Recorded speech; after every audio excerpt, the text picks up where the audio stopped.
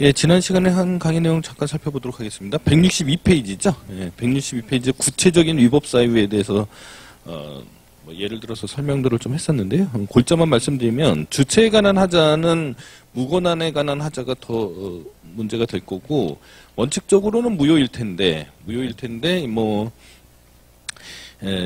위임이 제대로 됐는지, 위임받은 권한 행사를 할 때 위임이 형식에 맞춰 제대로 됐는지 이런 것들은 명백하다고는 볼 수 없는 관계에 있다. 그래서 이런 경우에는 취소할 수 있는 행정위가 되는 경우도 있고요. 그 다음에 뭐 표현대리 법리가 적용돼서 취소 사유로 보는 경우도 있고요. 아예 중대성이 없어서 하자가 아니라고 본 경우도 있고 뭐 이런 얘기를 했습니다. 그다음에 적법하게 되지 않은 합의체 행정기관의 행위는 당연히 무효 사유가 될 것 같고요. 행정기관의 의사에 흥결이 있는 경우 중에서 공무원의 심실상실이나 정할 수 없는 정도의 강박에 의한 행위는 무효가 될 터인데, 자, 미성년자에 의한 공무원이 미성년자란 말이죠. 그러면 그거는 민법상으로는 미성년자의 행위는 행위 능력이 없기 때문에 여러 가지 법률적인 문제가 생기지만은 행정법에서는 그 공무원이 미성년자인지 여부를 따지지 않잖아요. 그러니까 그게 문제가 되지는 않는다라는 거고요. 그 다음에 착오로 인한 행위는 민법의 경우하고 다르게 그 착오가 있느냐 없느냐가 중요한 게 아니죠. 착오로 인한 행위의 결과가 하자가 있느냐 없느냐가 중요하다. 이런 말씀 드렸고, 상대방이 사기, 강박, 증례 등 부정수단으로 행해진 행정행위는 뭐 신뢰를 보할 필요가 없으니까 뭐 당연히 취소가 돼야 되고요. 절차에 관한 하자는 판례는 원칙적으로 절차적 하자의 독자적 취소 사유성을 인정한다라고 얘기했습니다. 다만 최근의 판례 중에는 이 절차적 정당성이라든지 아니면 원고 상대방의 권리구제에 지장이 있었는지 여부도 좀 따지는 경향은 있는데, 원칙적으로는 어쨌거나 절차적 하자의 독자적 취소 사유성을 인정하는 그런 기조에 있다. 일단 이렇게 이해하시고요. 상대방의 신청이나 동의를 결한 행위는 무효라고 보는 것 같고요. 다른 기관에 필요한 협력을 결한 행위는 중대명백수를 따라야 되는데 일단 환경영향 평가를 거치지 않았다. 이거는 이제 무효 사유로 보는 것 같아요. 그 다음에 협의를 거친다는 게 중요한 거지. 협의를 거쳐야 하는 기관에 동의가 있었느냐, 즉 그 협의의 결과에 기속되느냐, 이거는 아니다라고 설명을 했습니다. 상대방의 의사에 기속되는 건 아니다. 다른 제3의 행정기관에요. 다만 그 협의가 동의로 해석되는 경우가 간혹 있는데, 그 간혹 있는 경우가 167페이지에 있는 판례에서 인정하는 경우 3가지 지금까지 살펴봤다고 그랬습니다. 그다음 필요한 공고 또는 통지를 결하는 게, 필요한 공고 또는 통지 그 자체를 결여했다. 그러면 이제 무효 사유로 보는 것 같고요. 통지를 하긴 했는데 뭐 부실했다, 뭐 이랬다. 그러면 취소 사유로 보는 것 같습니다. 그다음 필요한 이해관계나 입회 또는 협의를 결한 행위. 또 판례는 대충 취소 사유로 보는 것 같고요. 필요한 청문 등을 결한 행위도 취소 사유로 보는 것 같습니다. 형식에 관한 하자에서 서면회의하지 않는 거는 무효로 보고 있고요. 이유 제시를 하지 않았다. 이유 제시 의무 위반에 대해서는 아예 적용법조하고 사실관계 자체를 결여했으면 당연히 뭐 취소 사유가 되는 것인데, 근데 하기는 했는데 이게 부실하다. 이게 과연 행정절차법에서 부과하고 있는 그 의무의 이행 정도에 맞는 거냐가 쟁점이 되는 경우가 있습니다. 그런 경우에는 일단 기본적으로는 한번 보면은 제시된 이유를 보면은 알 수 있어야 되죠. 무슨 이유로 또는 무슨 법조를 적용해서 내가 이런 처분을 받았다는 걸 알 수 있어야 되는데, 그렇게 구체성, 상세성을 가져야 되지만은 다만 이제 그 상대방이 읽어서 그 처분 서면을 읽어보고서 이 정도면은 내가 어떠한 권리가 침해됐고 거기에 따라서 불복해야겠구나, 어떤 식으로 불복해야겠구나라는 정도를 알 수 있으면, 즉 불복 신청에 지장이 없으면 취소 사유라고 굳이 하지는 않는다라는 거죠. 그러한 예로서 뭐 이유 제시가 부실했지만 뭐 청문 등을 거치면서 충분히 제시돼 있다. 왜 그런지 알고 있다. 뭐 이런 경우라든지 뭐 이런 경우는 취소 사유로 보지 않은 경우도 있습니다. 그 다음에 내용에 관한 하자는 뭐 보시면 다 되는 거고요. 그 다음에 위헌 법률에 근거한 행정행위의 효력인데 이미 위헌으로 결정된 법률을 적용해서 이미 위헌으로 결정된 법률을 적용했다. 법률 조항을 적용했다. 그러면은 그 법률 조항은 없는 거나 다름없잖아요. 예, 그래서 처분을 했으면 당연히 이건 무효 사유겠죠. 그죠? 예, 중대 명백하니까 무효 사유인데 지금 그게 문제가 아닌 거죠. 그죠? 원래 무효인지 그러니까 위헌인지 아닌지 모르는 상태에서 법률이 위헌인지 아닌지 모르는 상태에서 행정청이 그 법률을 적용해서 어떠한 처분을 했는데 사후적으로 그죠? 사후적으로 헌법재판소에서 위헌 결정을 했단 말이죠. 예, 그러면은 결과적으로 위헌인 법률을 적용한 거죠.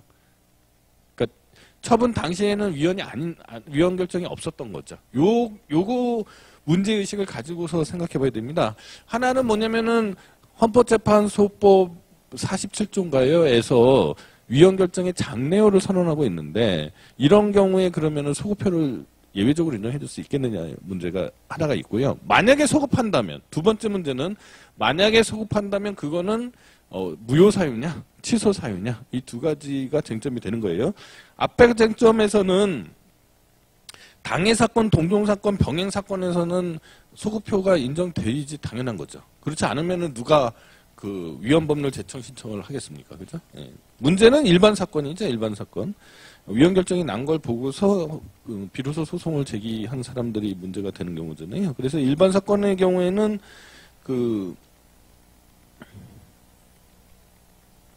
일반 사건의 경우에는 대법원하고 헌법재판소하고 방향은 다르지만 결국 만나는 지점은 거의 같다라고 설명을 했습니다. 그래서 대법원 판례대로 해석하면은 원칙적으로 소급표를 인정하지만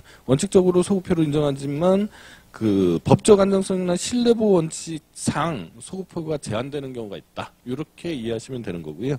구체적인 사정은 이제 그 교재를 살펴보시도록 하시고요. 그 다음에 그 다음 문제입니다. 그 다음에 위헌으로 결정된 이제 법률에 근거한 행정행위는 어떻게 되는 거냐? 중대 명백설에 따르면은 중대하긴 하지만 명백하지 않으니까 취소 사유로 본다라고 설명을 했습니다. 다음으로 좀 어드밴스 돼서 자 위헌으로 결정된 법률에 근거한 행정행위가 불가증력이 발생했습니다. 취소 사유인데 불가증력이 발생했으면 유효한 것으로 지금 통용돼야 되는 거잖아요. 일단은 이제 형식적으로 확정이 됐으니까요. 그래서 그 처분에 기해서 집행을 하겠다고 나서면 그러면은 어떻게 하냐는 거죠. 근데 판례는 어떻게 법원이 그죠? 위헌인 법률을 적용한 처분이 형식적으로 확정됐다고 해서 그것을 집행할 수 있겠느냐 뭐 이런 관점에서 무효다라고 설명을 하고 있습니다. 집행을 할 수 없다 이렇게 하고 있고 그 다음에 하자에 있는 행정행위의 치유와 전환 문제인데요. 이거는 이 법치국가의 원리와 그죠? 법치국가의 원리와 행정경제라고 그럴까요? 예, 가치의 충돌이죠. 그죠? 효율적인 행정과의 가치 충돌입니다. 그런 먼저 하자의 치유 문제는 이제 처음에 하자가 있었어요. 행정행위 하자가 있었는데 사후적으로 그 행정행위 하자가 보완이 돼서 이제는 뭐 하자가 없는 거나 다름없다든지 아니면 하자가 너무 경미해졌다든지 이렇게 되는 경우에 그 애초부터 효력이 있는 행정행위로 인정해 줄 거냐의 문제입니다. 그걸 하자에 있는 행정행위 치유 문제라고 하는데 판례는 원칙적으로 행정행위의 성질이나 법치주의적 관점에서 볼 때 원칙적으로 허용될 수 없다가 기본 입장이고요.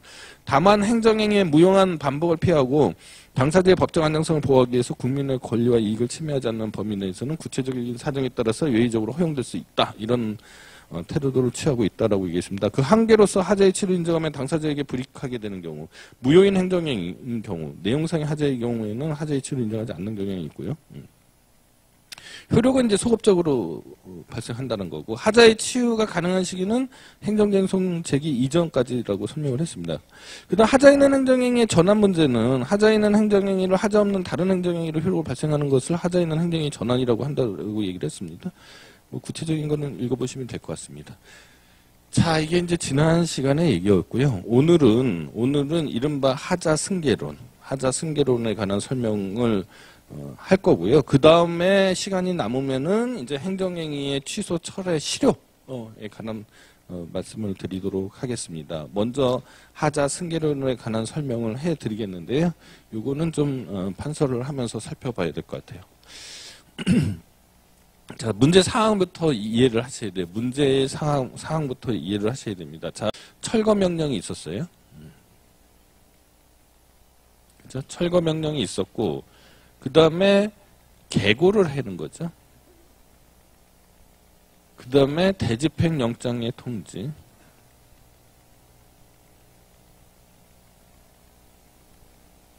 그 다음에 대집행의 실행.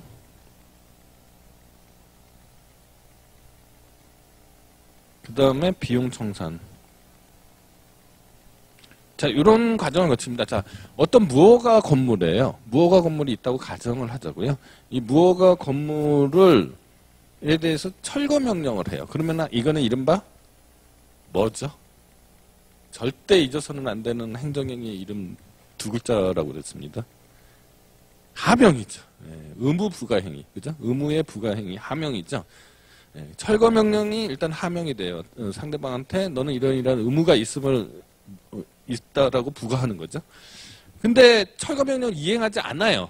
이행하지 않으면 뭐 이행강제금을 부과한다든지 아니면 철거 명령 불이행죄로 고발한다든지 등등의 뭐 강제 집행 방법들이 있기는 있지만 실효성 확보 수단이 있기는 있지만 가장 보편적인 실효성 확보 수단은 이른바 대집행입니다.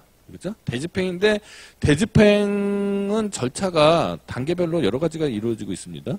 그래서 먼저 계고예요. 계고는 뭐냐면 당신한테 이런 의무가 있으니 조속히 이행해라 라는 뜻의 통지입니다. 그리고 두 번째 대집행 영장의 통지. 그래도 상대방이 이행을 하지 않으면은 내가 몇 월 며칠 날 당신 집에 가서 망치 들고 부실 거니까 알고 있어라 하는 게 대집행 영장의 통지예요. 그리고 실제로 가서 망치를 들고 가가지고 이렇게 집을 부시는 행위를 대집행의 실행이라고 그래요. 대집행의 실행은 사실행위죠. 망치질하는 거잖아요. 사실행위이긴 하지만 이른바 권력적 사실행위이고 그 처분의 정의에서 그 밖에 이에 준하는 행정작용에 포함해서 처분으로 보는 겁니다. 그런 다음에 원래는 철거 명령을 받은 사람이 집행을 했었어야 되는데 지금 관에서 대신 집행해 줬으니까 그 비용을 받아와야 되죠. 그걸 비용 청산이라고 그래요. 그러니까 철거 명령도 처분이고요. 철거 명령도 그 자체로 처분이죠. 의무의 발생이잖아요. 그죠? 계고도 처분으로 보는 거죠. 이른바 준법률행위적 행정행위로 보는 경우도 있고요. 아니면 의무 부과가 같이 더해져서 하명 더하기 통지행위로 보는 경우도 있습니다. 학설도 있어요. 그다음에 대집행영장의 통지도 마찬가지고요. 대집행의 실행은 이건 행정행위는 아닌데 권력적 사실행위로서 처분으로 취급해주고 있고요. 그다음에 비용 청산 문제가 있단 말입니다. 자, 그러면은 각각이 다 처분이네요. 그죠? 이렇게 하나의 행정 목적을 달성하는 데 있어서 이 사람의 무허가 건물을 지금 없애는 거잖아요. 이 없앤다라는 행정 목적을 달성하는 데 있어서 하나의 행정행위로서 하나의 행정 목적을 달성하는 궁극적인 행정 목적을 달성하는 경우도 있지만은 대부분은 그죠? 다단계적으로 어떤 단계를 거쳐가면서 과정이 있어야 되는 경우도 있는 거죠. 오히려 후자가 더 보통 일반적인 경우도 있을 수도 있는 거죠. 네. 자, 그런데 여기서 뭐가 문제냐면요. 자, 취소 사유가 있어요. 철거 명령에 취소 사유가 있으면은 취소 소송을 제기해야 되는 거죠. 제가 누차 설명했잖아요. 취소 사유가 있으면 취소 소송을 제기하는 거고, 무효 사유가 있으면 무효 등 확인 소송을 제기하는 거잖아요. 자, 그러면은 철거 명령에 취소 소송을 제기한다라면은 제소 기간에 제한을 받습니다. 그죠? 처분이 있음을 안 날로부터 90일, 처분이 있음 날로부터 1년이에요. 이 안에 소송을 제기하지 않으면 형식적으로 확정이 된단 말입니다. 제소기간, 불가증력을 둔 취지는 뭐라고 그랬어요? 법적 안정성이죠. 예, 법적 안정성입니다. 예. 자, 그런데 이 사람이 철거명령을 다퉜어야 되는데요. 철거명령에 하자가 있다고 다퉜어야 되는데, 이 사람이 90일을 이제 도과해가지고, 한 요 정도 돼서, 대집행 영장 통지를 받으니까, 이제 큰일 난 거예요. 이제는 인식을 했어요. 이거 내 집이, 이거 위법하게, 이거 부서지게 생겼다. 관행에서. 이런 자각이 일어났습니다. 자, 그래가지고 이 사람이 2단계에서 소송을 제기하려면은 무슨 소송을, 뭘 대상으로 소송을 제기해야 되나요? 대집행영장 통지 처분을 가지고 소송을 제기해야 되겠죠. 왜 철거명령 취소 소송을 제기할 수는 없어요? 이미 제소기간이 지났기 때문에. 그러면은 이 사람은 이 대집행영장의 통지 처분에 관해서 취소 소송을 제기하는데, 대집행영장의 통지 처분에는 하자가 없어요. 여기는 하자가 없어요. 여기에만 하자가 있어요.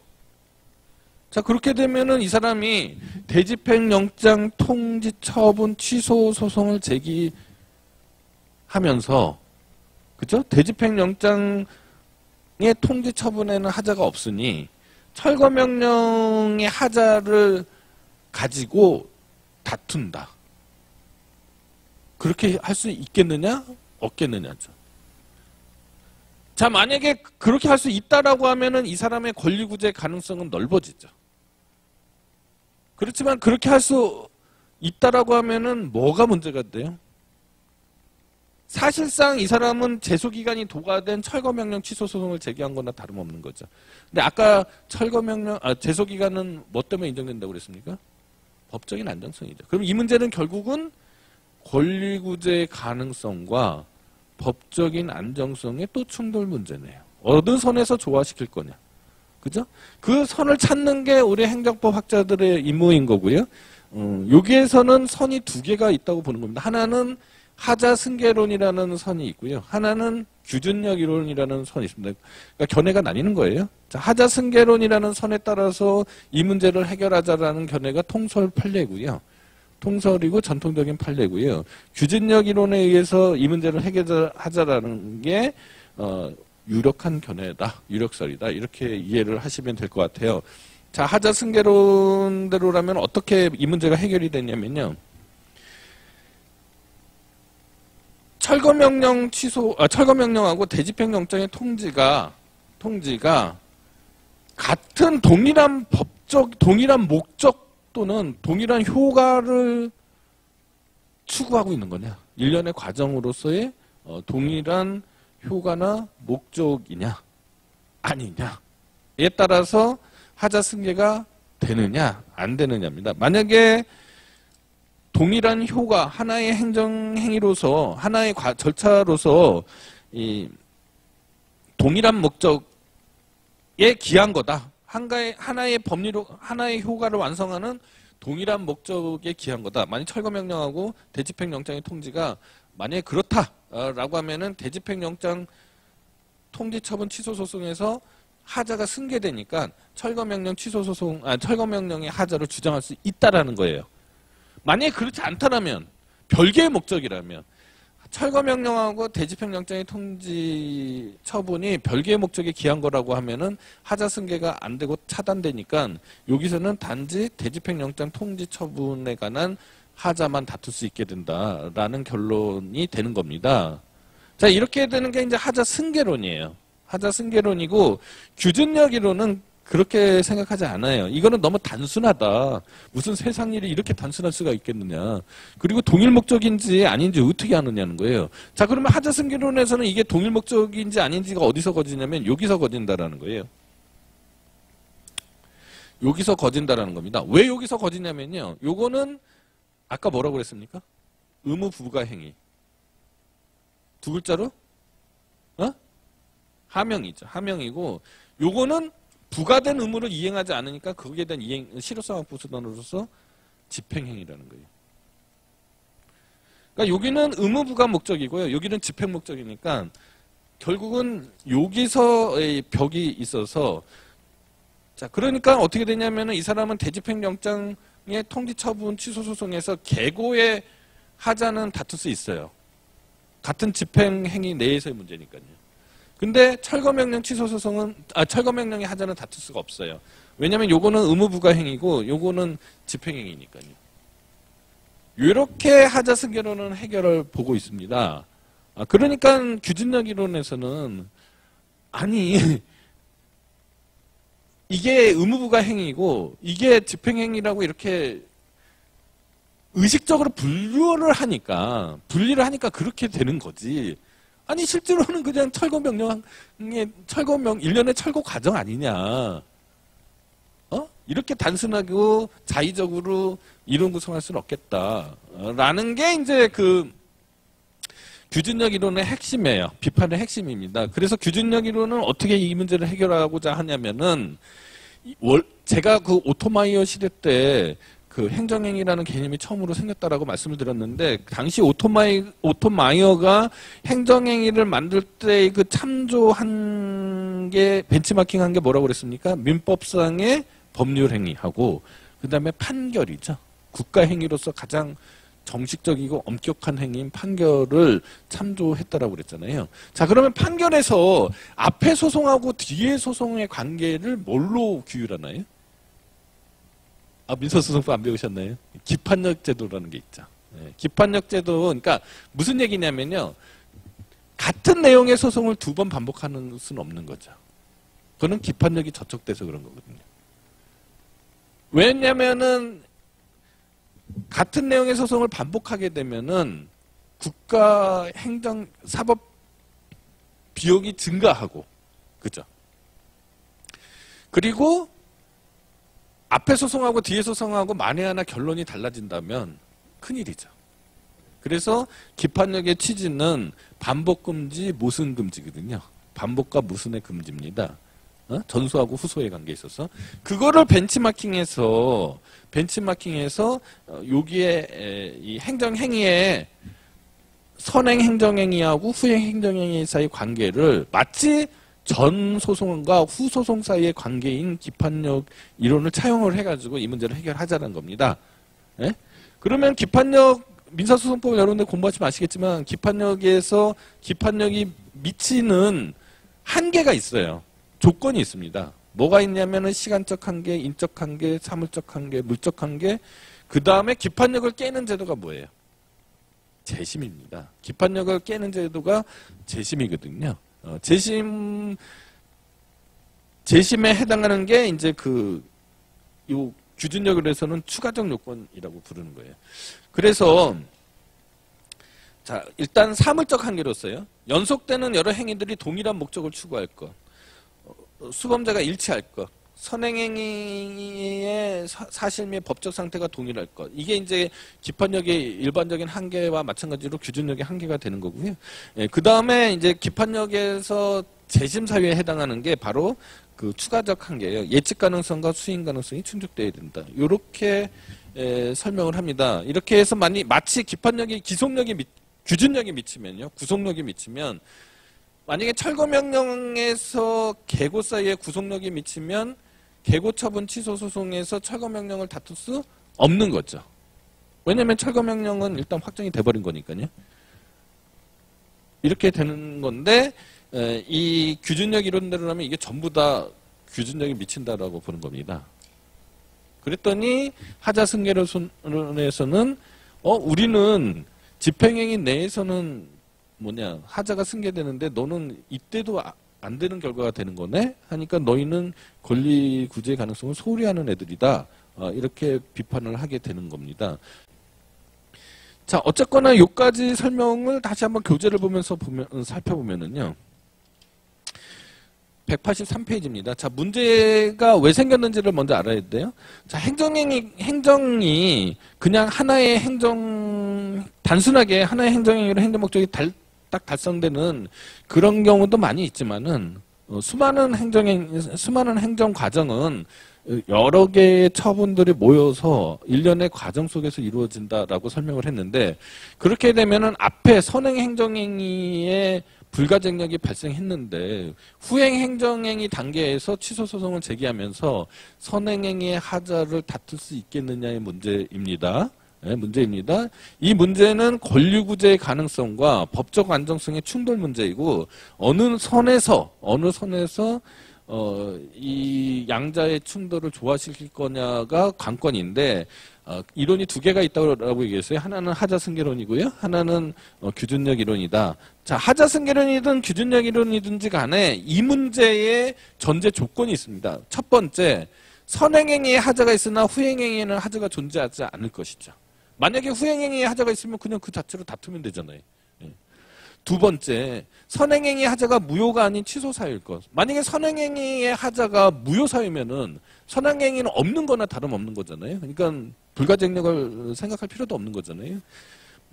그 다음에 세 번째, 선행행위에 불가증력이 발생할 것. 선행행위에 불가증력이 발생하지 않았다. 제소기간이 남아있다. 그러면 그냥 선행행위 다투면 되잖아요. 요 세 가지 조건 하에서, 이런 조건 하에서 이 문제가 발생하는 거예요. 그래서 권리구제의 가능성과 이 법적 안정성 사이의 충돌의 조화 문제인데, 자, 하자승계론은 하나의 법적 효과를 발생할 목적으로 하거나 동일한 목적을 달성하는 경우에는 하자가 승계된다.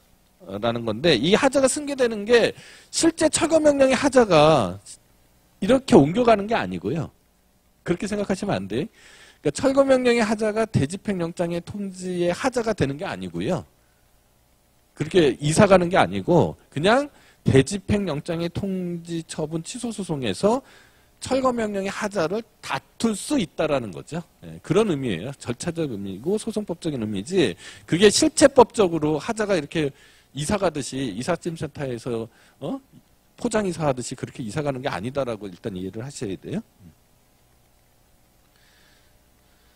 거기에 대해서 이제 비판론은 아까 충분히 설명을 했고요. 구속력 이론은 기판력 이론에서 착안을 해서 선행행위의 규준력이 후행행위에 미치느냐 안 미치느냐 사물적 한계, 대인적 한계, 시간적 한계 내에서 규준력이 발생하고 그리고 이제 그 규준력이 발생하더라도 예측 가능성과 수행 가능성이 충족되어야 된다라는 겁니다.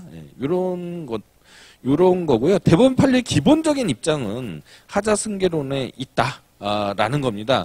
자, 요까지 이제 끝나면은 너무 쉽겠죠. 이렇게 되면 정말 쉬워지는데요. 그 다음에 문제입니다. 어떤 문제냐면요. 자, 여러분들 요새 뭐 집값이 많이 오르고 그래가지고 공시지가에 관심이 많잖아요. 이 공시지가의 문제인데요. 자, 국토교통, 이게 안암동이라고 치자고요. 안암동. 1번지, 2번지, 3번지, 4번지, 5번지, 6, 7, 8, 9번지가 있어요. 이 안암동에 5번지를 표준지로 해가지고 그러니까 국토교통부 장관이 모든 번지를 다 일일이 다 조사해서 공시지가를 매기기가 행정력이 거기까지 미치지 않잖아요. 그러니까 그 안암동에 있는 가장 대표적인 번지 하나를 필지를 하나 잡아가지고 표준지 공시지가를 매년 1월 1일 날 발표를 합니다. 여기까지 얘기가 됐죠? 그러면 이 표준지 공시지가가 일단 처분이냐 아니냐가 첫 번째 쟁점인데 결론부터 말씀드리면 처분입니다. 이것도 나중에 문제가 되는데 일단은 지금 이거 강의하는 때가 아니니까 표준지 공시지가 결정도 처분이다. 일단 그렇게 외워두세요. 이해해 주세요. 자, 그러면 이 1월 1일 날 요 5번지 땅에 대해서 가격이 나오면은요. 그죠? 그러면은 9번지 땅의 가격을 계산할 수 있죠. 9번지 가격을 계산할 수 있을 것 같아요? 없을 것 같아요? 있죠? 5번지랑 비교해가지고 9번지 가격을 계산해낼 수 있죠.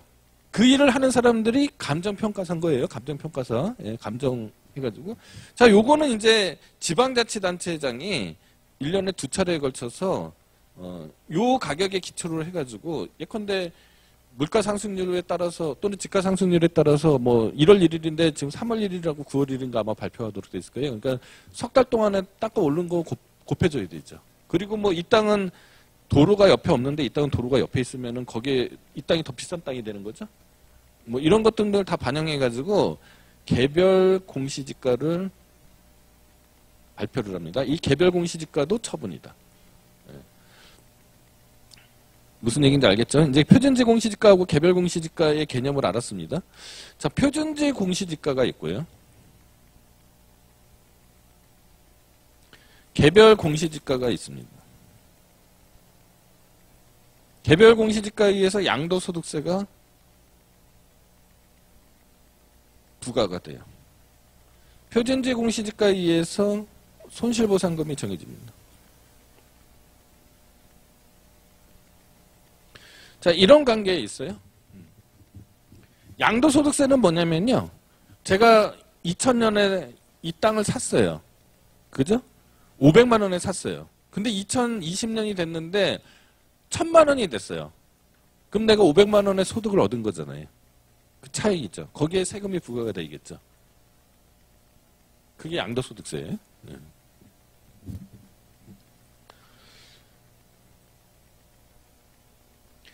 자, 개별 공시지가도 아까 처분이라고 그랬죠. 양도소득세 부과도 처분이 있죠. 그러면 이게 선행행위하고 후행행위 사이의 문제네요. 하자승계론에 따르면은 답이 뭐가 되겠어요? 개별 공시지가가 양도소득세 부과하고 목적이 같다고 볼 수 없죠. 왜냐하면 개별 공시지가를 통해서 개발부담금도 부과되고 여러 가지가 이루어지고 있거든요. 그러니까 공시지가의 결정이 양도소득세의 일련의 절차는 아니잖아요. 그죠? 부과 절차는 아니잖아요. 그러니까 이 목적이 다르죠. 그럼 하자승계론대로라면은 양도소득세 부과 처분 취소 소송을 제기하면서 개별 공시지가의 위법성을 다툴 수 있어요? 없어요? 없는 거죠. 없는 거죠. 이렇게 결론이 나면은 좋은데 이렇게 결론이 나오면 그러면 여러분들이 머리가 덜 아프잖아요. 그죠? 하자승계론이 통설이고 판례이면 그것만 알면 되잖아요. 근데 규준력 이론은 굳이 알 필요가 없잖아요. 그런 이론이 있는갑다 정도만 알면 되는 거잖아요. 근데 이 문제가 해결이 안 되는 거예요. 하자승계론대로라면은 이건 하자승계가 안 돼요. 근데 제가 예컨대 2000년 뭐 1월 1일 날, 3월 1일 날 개별 공시지가가 공시가 됐어요. 내 땅 값이 평당 500만 원으로 책정이 됐어요. 나한테 유리한 거예요? 불리한 거예요? 알 수가 없죠. 뭘 알아야지 다투잖아요. 무슨 문제가 생겨야지. 그렇잖아요? 소송을 제기할 기대 가능성이 없는 거죠. 그런데 양도소득세가 나중에 부과가 되면은, 그죠? 그때 가가지고 그러면은, 아, 그때 개별공시지가의 책정이 좀 잘못됐구나. 감정평가가 잘못됐구나. 이렇게 다퉈야 되는데, 이렇게 되면 하자승계론대로라면 아무것도 되는 게 없죠. 근데 규진력 이론에 의하면은 해결할 방도가 한 가지가 있어요. 아까 무슨 요건이에요? 요건이 4가지가 있었어요. 기판력의 재심사유에 해당하는 요건이 있죠. 추가적 요건이 있잖아요. 거기 그 이론에서 그 요건을 가져오면은 이 문제가 해결될 수도 있죠. 그죠? 네, 그래서 판례는 이 문제에 있어서 이 수인한도론 이론을 펼칩니다. 자, 한번 보도록 하죠. 187페이지예요. 대법원은 어떤 판시를 했냐면요. 일단은 하자승계론에 따라서요. 개별 공시지가의 결정은 이를 기초로 한 가세처분 등과는 별개의 독립된 처분으로서 서로 독립하여 별개의 법적 효과를, 법률 효과를 목적으로 하는 것이다. 이게 이제 전형적인 하자승계론의 시작점이잖아요. 그러면서도 개별 공시지가는 이를 토지 소유자나 이해관계인에게 개별적으로 고지하도록 되어 있는 것이 아니어서 지금은 이제 개별적으로 통지해 주는 것 같은데 아니어서 토지 소유자 등이 개별 공시지가의 결정 내용을 알고 있었다고 전제하기도 곤란할 뿐만 아니라 결정된 개별 공시지가가 자신에게 유리하게 작용될 것인지 또는 불이익하게 작용될 것인지 여부를 예견할 수도 없고, 그죠? 당장은 알 수가 없잖아요. 나중에 어떤 결과가 초래될지 알 수가 없잖아요.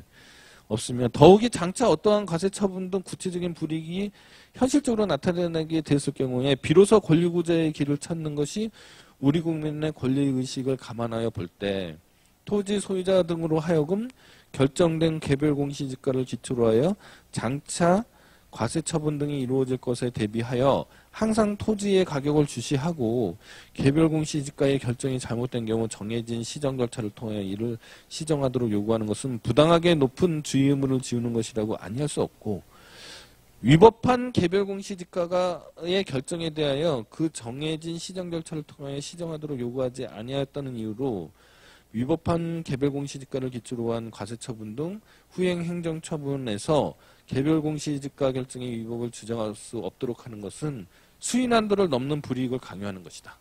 수인한도가 뭐예요? 참을 수 없게 만든다는 거잖아요. 예. 자, 이런 식으로 이제 됐습니다. 그래서 이제 개별 공시지가에서 양도소득세 부과처분에 대해서는 이제 하자 승계가 되는 거죠. 그죠? 하자 승계론에 의하지 않고 되는 거예요. 예. 그런데 원래는 표준지 공시지가하고 개별 공시지가도 이 이론대로 하면 돼야 되죠. 근데 안 된다는 거고요. 여긴 또 된대요. 앞으로 요거가 되는 걸로 바뀌겠죠. 앞으로 아마 바뀔 가능성이 높습니다.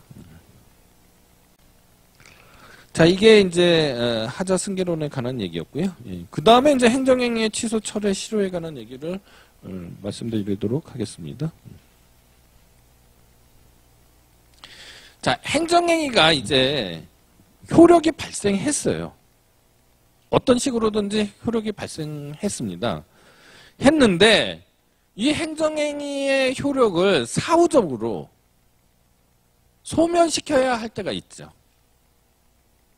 행정행위가 효력이 뭐 취소, 무효인 행정행위면 뭐 얘기할 바가 없는데, 예컨대 취소할 수 있는 행정행위의 경우에는 일단은 유효한 것으로 통용되니까 사후적으로 행정행위의 효력을 소멸, 물론 그 효력의 소멸의 효과가 소급하느냐 여부는 변론으로 하고, 사후적으로 행정행위의 효력을 소멸시키는 선언을 해줘야 되는 경우가 있잖아요.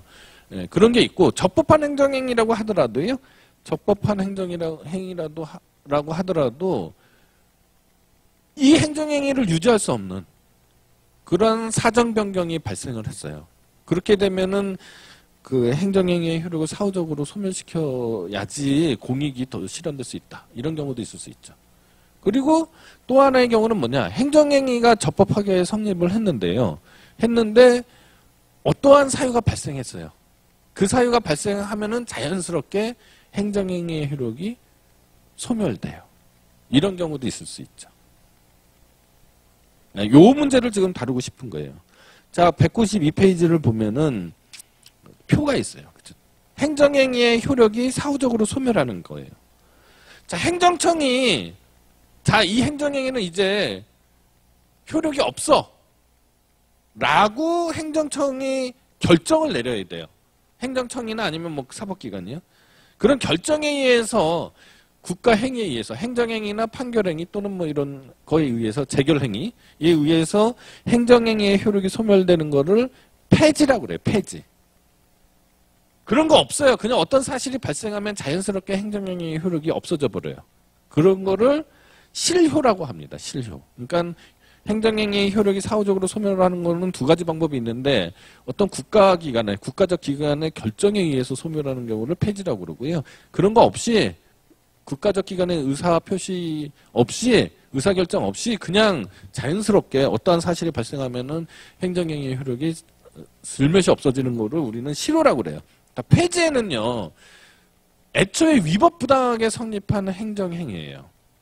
그럼 바로 잡아야 되죠. 그죠? 위법 부당하게 성립하는 행정행위를 그냥 내버려 둘 수는 없잖아요. 이거는 법치주의 관념상 견딜 수 없는 일이잖아요. 맞죠? 네, 그러니까 그것을 시정하는 거죠. 여기서 하자의 시정이죠. 그러니까 위법 부당한 행정행위의 하자를 사후적으로 시정하는 거죠. 줄여서 하자의 시정이 될 거고, 이때의 하자는 넓은 의미의 하자죠. 위법과 부당을 포함하는 거니까. 우리가 무효취소를 가를 때 위법사유에서의 그 하자는 좁은 의미의 하자였죠. 위법성의 하자잖아요. 자, 철회는 뭐냐면요. 철회는 원래 적법하게 성립한 행정행위예요. 원래 적법하게 성립한 행정행위인데 사후적으로 도저히 이 행정행위를 유지시키면 안 돼요. 그런 사유가 발생했어요. 그러면 적법하게 성립한 행정행위라도 행정행위의 효력을 소멸시켜야 되죠. 요거를 철회라고 합니다. 그러니까 취소는 하자의 시정이고요. 철회는 사정 변경의 반영이죠. 취소는 애초에 행정행위가 위법부당한 하자에 있는 행정행위였고요. 철회는 애초에 행정행위가 적법한 행정행위였던 거죠. 다시 취소는요. 처분청이요. 행정청이 스스로 반성해서 스스로 고치는 게 있어요. 그거를 직권취소라고 그래요. 상대방이요. 처분의 상대방이 위법 부당한 행정이기 때문에 불이익을 당하고 있어서 그 하자의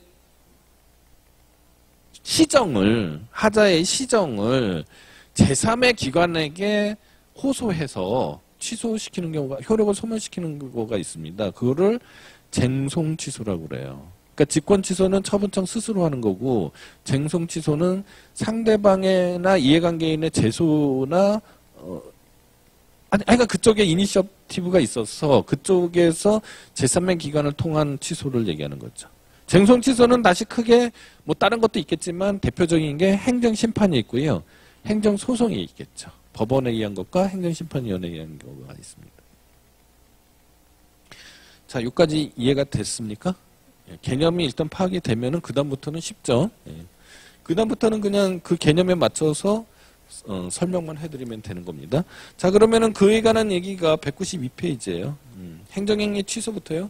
행정행위 취소는 일단 유하게 성립한 행정행위가 위법하다거나 부당하다는 이유로 행정청이 직권으로 그 효력을 소멸시키는 것을 말합니다. 자, 무효인 행정행위는 여기서 논하는 대상이 아닙니다. 그죠? 따라서 처음부터 효력이 발생이 없다라고 서로 다 인정하는 무효 선언, 무효인 것을 알려주는 것과 하고 다릅니다. 그리고 철회는 뭐죠? 적법한 행정행위의 사정 변경이니까 취소하고 다르죠. 근데 철회하고 취소를 합쳐서 폐지라고도 해요. 자, 취소권자입니다. 자, 제가 공정력을 설명할 때 권한 있는 기관, 취소를 할 수 있는 권한이 있는 기관이 세 군데라고 그랬죠. 그렇죠? 첫 번째가 어디예요? 처분청이고, 두 번째, 세 번째는요. 행정심판위원회하고 행정법원이었죠. 자, 행정법원하고 행정심판위원회가 하는 취소를 쟁송취소라고 하고요. 그죠? 처분청 스스로 하는 취소를 직권취소라고 합니다. 직권취소. 지금 우리는 직권취소에 관한 얘기를 하고 있는 거예요. 그죠? 쟁송취소는 행정쟁송법이라는 과목이 따로 있어요. 자, 처분청은 뭐 당연히 직권취소를 할 수 있어요. 근데 감독청이 그러면 감독권에 기해서 처분청이 행한 처분을 직권으로 취소할 수 있겠느냐? 논란의 소지가 없는 건 아니나 감독청은 감독권에 근거해서 처분청으로 하여금 취소를 하도록 명할 수는 있어도 스스로 취소를 할 수는 없다라고 이론적으로 설명할 수 있습니다. 그러나 현실에서는 정부조직법이나 지방자치법에 감독청이나 위임청이 취소 정지권을 행사할 수 있는 경우가 있어요. 그 규정이 있다면은, 그 규정의 요건에 합치한다라면은 감독청도 그 규정에 따라서 취소할 수 있는 거죠. 이론적으로 원래 자기가 가지고 있는 감독권에 의해서 취소하는 게 아니고요. 정부조직법이나 지방자치법에 의해서 취소를 하는 거예요. 자, 취소 사유입니다. 직권취소는 위법, 하자가 넓은 의미의 하자예요. 그래서 위법 플러스 부당이 되는 거고요.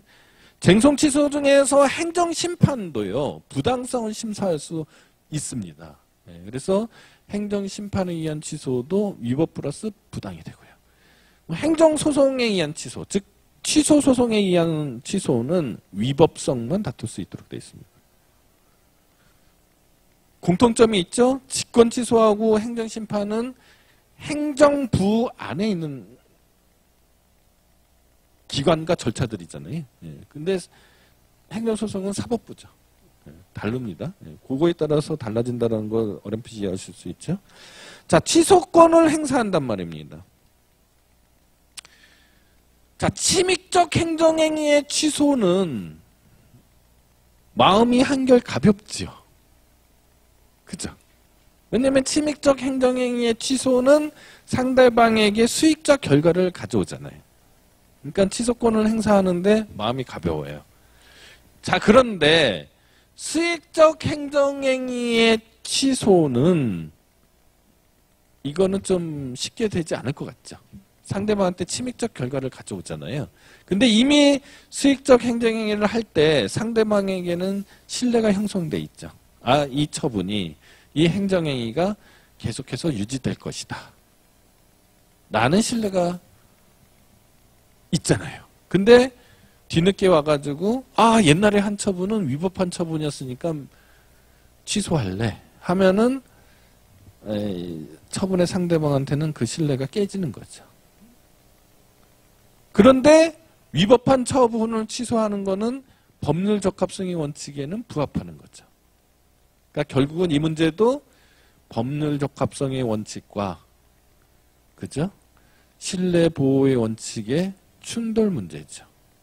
이 충돌 문제를 해결하는 기준은 뭐라고 그랬습니까? 이미 신뢰 보호의 원칙을 할 때 제가 설명을 드렸어요. 학설은 두 가지죠.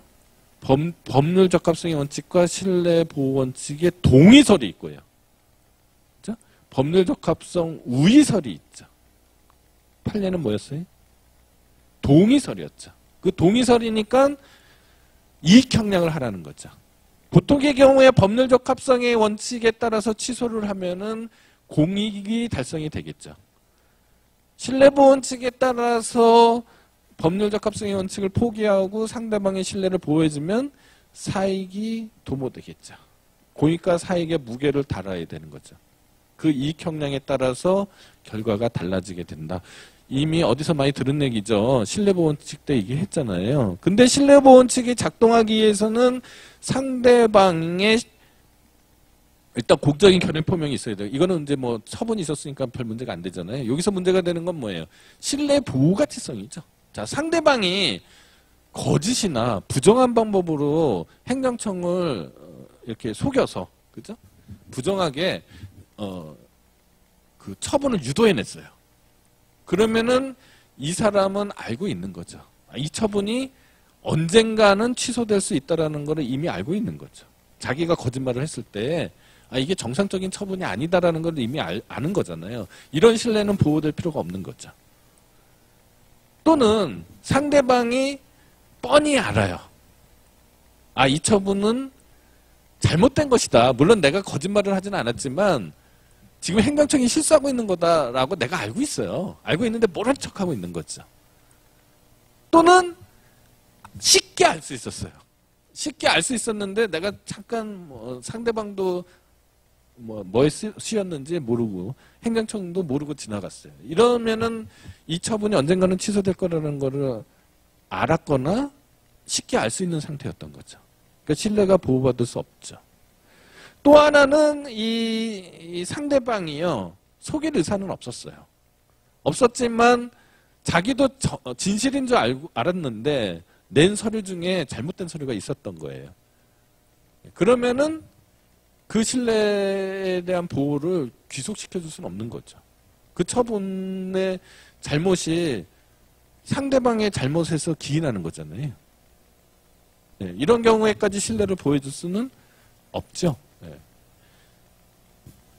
자, 이런 것을 염두에 두고서 생각해 보자고요. 그래서 수익적 행정행위의 취소 문제가 항상 문제가 되고 수익적 행정행위의 취소에 있어서는 신뢰보호 원칙과 법률적 합성의 원칙의 충돌과 조화 문제다 이렇게 이해를 하시면 되고 이미 설명을 다 했듯이 이익형량을 해야 됩니다.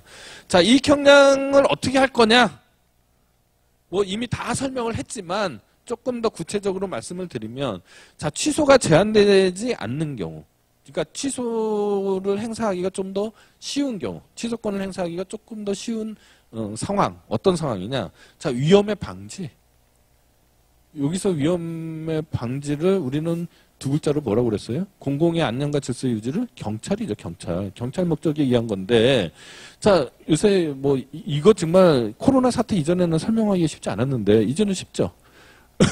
코로나 바이러스의 확산 방지. 이런 게 이제 바로 위험의 방지인 거죠. 예? 이런 거 테러의 방지. 이런 거에 이런 목적이면 취소권을 공익이 더 우월한 경우가 많을 거 아닙니까? 그죠? 자, 그 다음에 두 번째는 이미 다 설명드린 거예요. 두 번째, 세 번째는요. 신뢰를 보호할 만한 가치가 없는 경우죠. 신뢰가. 하자가 수익자의 책임에 기인한 때, 특히 수익자의 사기, 강박, 증례 등 부정한 방법으로 수익적 행정이가 발해졌거나 뭐 위법성을 알았거나 중대한 것을 알지 못한 거. 또 위법성이 수익자의 객관적 책임으로 기소시킬 수 있는 경우. 뭐 이런 경우에는 신뢰의 무게가 너무나 떨어지기 때문에 이런 경우에는 취소를 해도 할 말이 없는 거죠. 자, 그리고 취소가 제한되기 쉬운 경우는 어떤 경우가 있느냐? 수익자가 하자에 있는 행정행위를 객관적으로 신뢰했을 뿐만 아니라 수령한 것을 모두 다 사용했다. 예컨대 어떤 분이 생계 지원 대상자가 됐어요. 가족이 아무도 없어요. 자기 생계를 돌봐주는 사람이 없어요. 그래서 생계 지원비 대상자가 돼서 생계비를 계속 지원받고 있었습니다. 그런데 호적상 집 나갔던 어떤 아들 하나가 어떻게 발견이 됐어요? 발견이 돼가지고 호적에만 있어요, 그 사람이. 근데 한 번도 본 적은 없어요. 근데 어쨌거나 부양 의무자가 있으니 생계비 지원 대상자 결정 처분 또는 생계 지원비 뭐 지급 처분, 결정 처분 이런 거는 위법하게 됐다. 그러면 그걸 근데 돈은 다 썼다. 취소해서 돈 다시 받아야 되는 거냐? 어렵죠. 네, 이런 경우가 취소권이 좀 행사하기가 어려워지는 경우입니다. 네. 그 다음 두 번째, 하자에 있는 행정행위 취소를 통해서 초래되는 경제적 효과. 세 번째, 기간의 경과. 이거 기간의 경과는 또 여러분들한테 과거의 신뢰보원칙 중에서 뭐죠? 실권을 상상하시면 됩니다. 그 다음에 사법적 절차에 의한 행정행위 및 합의제 행정기관에 의한 행정행위 취소. 불가증력이죠. 쉽게 얘기해서.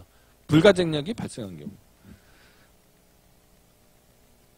다섯 번째, 인가 처분의 경우. 여섯 번째, 하자의 취하 전환이 가능한 경우 등등입니다.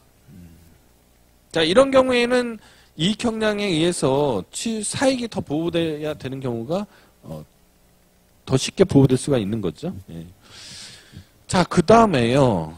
그 다음에 문제가 이 소급표의 인정 문제입니다. 자, 취소를 하게 되면은요, 원칙적으로 취소의 효과는 소급하는 거죠. 자, 위법한 행정행위예요. 위법한 행정행위는 무효하고 결과적으로는 같아야 되는 거잖아요. 그죠? 취소할 수 있는 행정행위도 위법한 행정행위니까 처음부터 효력이 없어야 되는 게 맞잖아요. 그러면은 고지고대로 그렇게 해야 되는 거냐? 아까 생계지원비 결정 처분에서 제가 설명을 했어요. 자, 불가피하게 취소는 해야 돼요. 그죠? 자, 취소를 할 때에도 이미 이익 형량이 한번 들어갔습니다. 그죠? 그런데 그 취소의 효과를 소급할 때에도 또 한 번 이익 형량이 들어가야 돼요. 그러니까 이런 경우도 있을 수 있잖아요. 그래, 장래를 향해서는 생계지원비 처분은 취소를 하지만 이미 지급하는 생계지원비는 내가 반환받지는 않겠다. 이 가능성도 있어야 되는 거잖아요. 맞죠? 예, 그래서 이때도 다시 이익 형량이 들어갑니다. 그러니까 이익 형량이 두 번 들어가는 거예요. 수익적 행정행위의 경우에요. 그죠? 취소를 할 거냐 말 거냐에서 이익 형량이 한 번 들어가고요. 취소를 한다라고 하면 소급할 거냐 말 거냐에 또 한 번 들어가는 거죠. 이렇게 이해하시면 되고요. 그 다음에 이제 하자 있는 취소의 취소 문제입니다. 이것도 좀 재밌는 문제인데, 자, 어떤 문제냐면요. 두 가지 경우를 한번 상정해 보자고요. 방위세 부과처분이 있었어요. 방위세 부과처분이 있었어요. 그런 다음에 방위세 부과처분이 취소됐어요. 그런 다음에 또 취소가 됐습니다. 자, 그리고 의료법인의 이사취임 승인이 있었어요. 근데 취소가 됐어요. 근데 다시 또 취소가 됐어요. 자, 이사 취임 승인을 하면서 임시이사를 선임했습니다.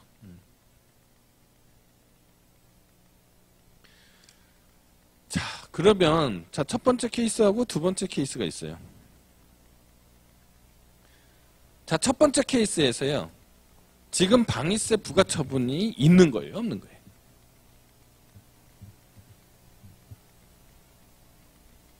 두 번째 케이스에서 지금 이사는 애초에 이사예요? 아니면 임시 이사가 지금 이사예요?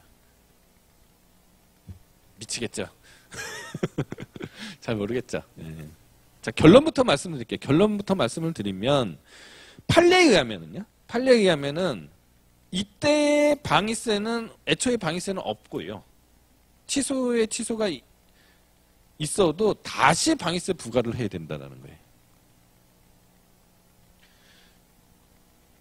그러니까 이 취소에 의해서 방위세 부과 처분은 확정적으로 없어졌고 이 취소에서 다시 취소가 됐어도 이 방위세 부과 처분이 이미 확정적으로 취소가 됐기 때문에 다시 살아오지 않기 때문에 다시 부과 처분을 해야 되는 겁니다. 이렇게 되면 상대방한테 유리할까요? 불리할까요? 상대방한테 유리하겠죠. 왜냐면은 애초에 방위세 부과 처분이 의연히 존재한다라고 하면은 뭐죠? 납기에 따른 가산세 같은 것들을 부과해도 되잖아요. 근데 만약에 이게 아예 소멸이 됐다고 하면은 다시 부과 처분을 하니 이제부터 납기를 지키면 되는 거죠. 이해가 됐습니까? 자, 두 번째 케이스에서요. 판례는 애초에 이사가 그대로 이사라는 겁니다. 이 취소에 의해서 확정적으로 취소가 되는 게 아니고 잠정적으로 취소가 되고요. 이 취소에서 이 취소가 취소됐으니 이 이사는 현재까지도 이사인 거고요. 이 임시이사는 무효인 임시이사 선임이죠. 왜냐하면 이사가 있는데도 불구하고 임시이사를 선임을 했으니까요. 이게 이 이사한테 더 유리하죠. 이 법인한테도 유리하고요. 그러니까 판례는 다소 좀 결론이 엇갈리는 것 같지만, 그죠? 그러니까 침익적 행정행위, 당초의 처분이 침익적 행정행위인 경우에는 확정적으로 소멸해서 다시 부과 처분을 해야 된다는 거고, 애초에 수익적 행정행위는 잠정적으로 취소가 돼서 애초부터 취소에 의해서 애초부터 이사가 계속 이사의 직위를 갖고 있는 것이라고 해석을 하는 겁니다. 그래야지 상대방한테 더 유리하다고 보는 거니까 결론이 좀 엇갈린 것처럼 보여도 상대방에게 유리하게 해석한다라는 점에서는 일관되는 거죠. 네, 이렇게 이해를 하시면 될 것 같아요. 자, 이제 철회 문제로 가겠습니다. 자, 철회는 애초에 적법한 행정행위죠.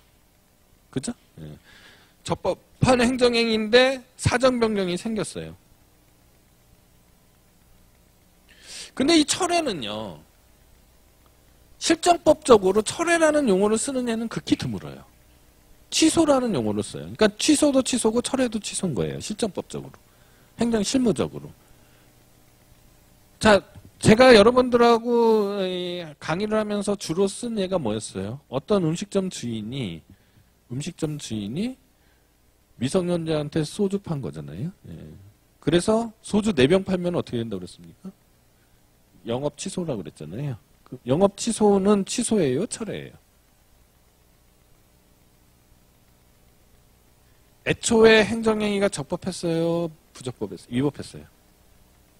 음식점, 만약 유흥식점이라고 하면 유흥식점 허가가 적법한 허가였어요? 위법한 허가였어요? 적법한 거였죠. 근데 미성년자한테 소주 2병 판 사정 변경이 생긴 거죠. 4병 판 사정 변경이 생겨서 그 행정행위를 도저히 유지할 수 없어서 사후적으로 소멸시키는 행위를 한 거죠. 그러면은 영업 취소는 취소예요? 철회예요? 철회죠. 영업 정지하고 영업 취소는 1년에 하나의 동일한 행정 목적을 가지고 있죠. 그죠? 영업 정지를 해도 되는데 영업 취소를 했어요. 그럼 무슨 원칙 위반이 돼요? 다 가르쳐드린 거예요. 무슨 원칙 위반?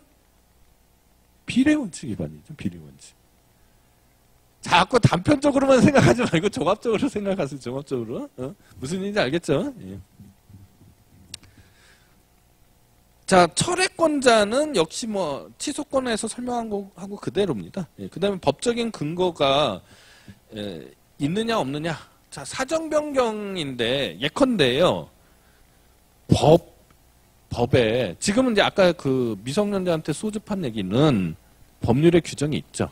그거는 철회 사유로 규정돼 있단 말입니다. 취소 사유로 실정법적으로. 근데 만약에 그런 규정이 없어요. 없는 사유예요. 중대한 공익상의 이 행정행위를 유지하면은 나라가 절단날 것 같아요. 이런 공익상의 어떤 무슨 사유가 발생했어요. 사정 변경이 생겼어요. 근데 법에는 규정이 없어요. 아무데도 찾아봐도 그 규정이 없어요. 그래도 철회를 할 수 있다라고 하면은 근거 불효설이고요. 근거 불효설. 수익적 행정행위의 경우에 특히 수익적 행정행위의 철회는 침익적 결과를 초래하는 거죠.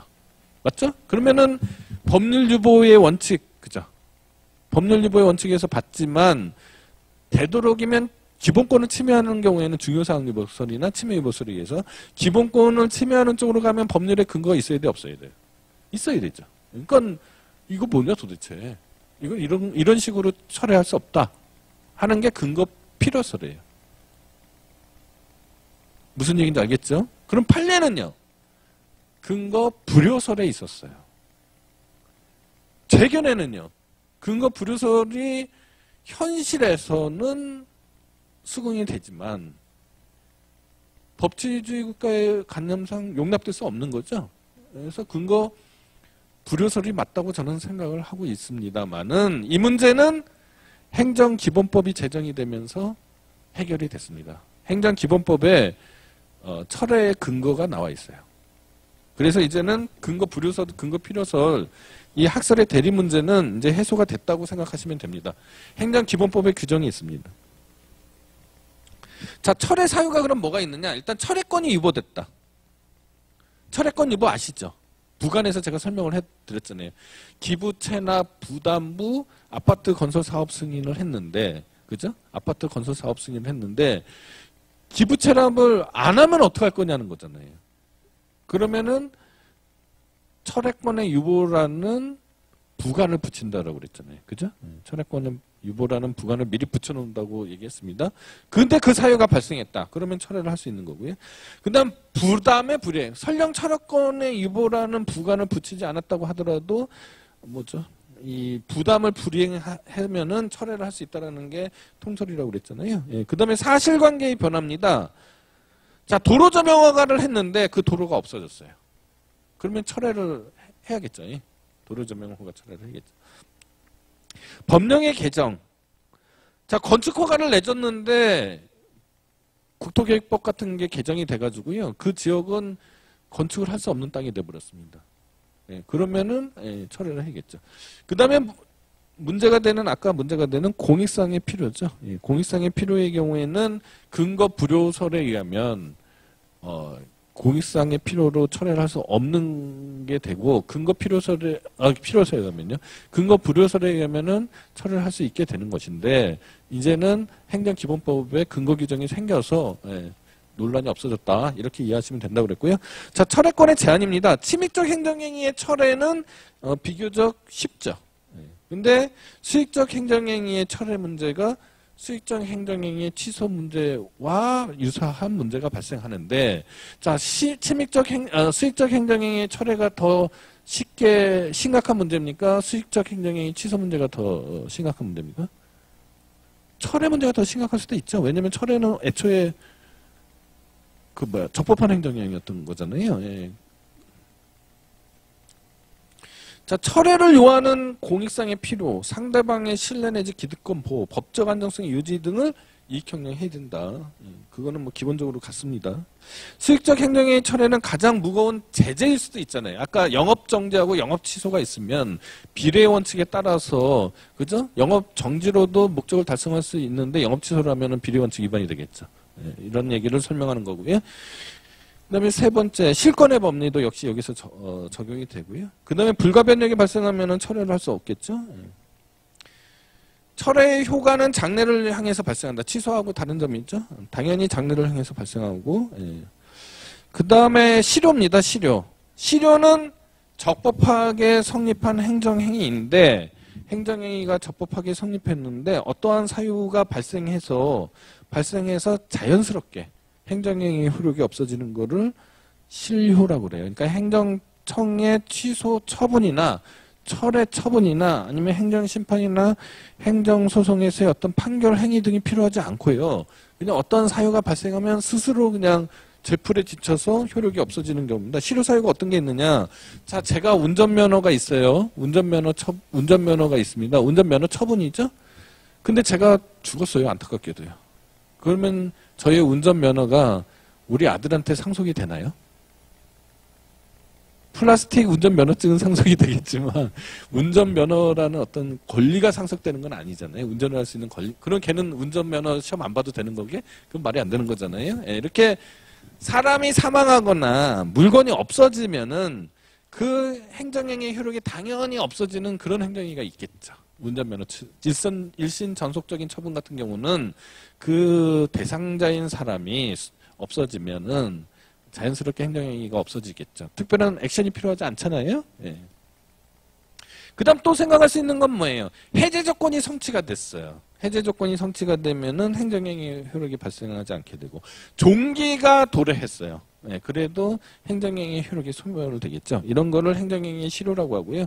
행정행위 실효 사유가 발생하면은 행정청은 특별한 어떤 액션 없이 그때부터 장래를 향해서 행정행위 효력이 소멸되는 거죠.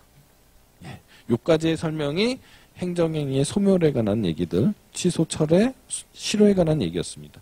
자, 오늘은 요까지 강의를 하도록 하고요. 다음 주 월요일에는 행정입법에 대해서 설명해 드리도록 하겠습니다. 감사합니다.